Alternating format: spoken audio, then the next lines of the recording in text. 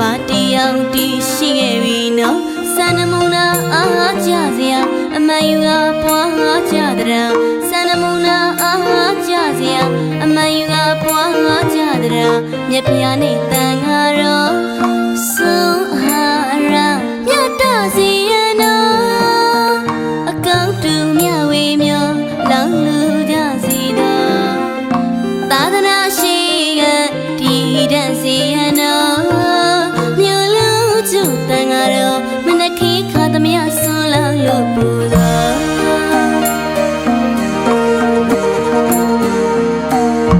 မြတ်ဓမ္မတရားသခင်ဆက်ဆံကတ္တဖအပြာရှိလက်ထက်တော်ဂရိကာရပမပြရရင်နော်ဒါနာအုပ်ရှောင်းတာရကထုတ်ဆောင်ကိုဆွန်လူကတရာရှိတို့အိမ်အမှုပါလူပြန်တော်ကပ္ပတိတီကဘာတီအောင်တီရှိခဲ့ပြီနော်စန္ဒမုနာအားကြစရာအမှန်ယူကပွားကြတဲ့စန္ဒမုနာအားကြစရာအမှန်ယူကပွားကြတဲ့မြတ်ဖျားနဲ့တန်ဃာတော်ဆုံးဟာရမြတ်တစီရနော်အကောက်တူမြဝေမျောလောင်လူကြစီတော်သာသနာရှိကတည်တတ်စီရနော်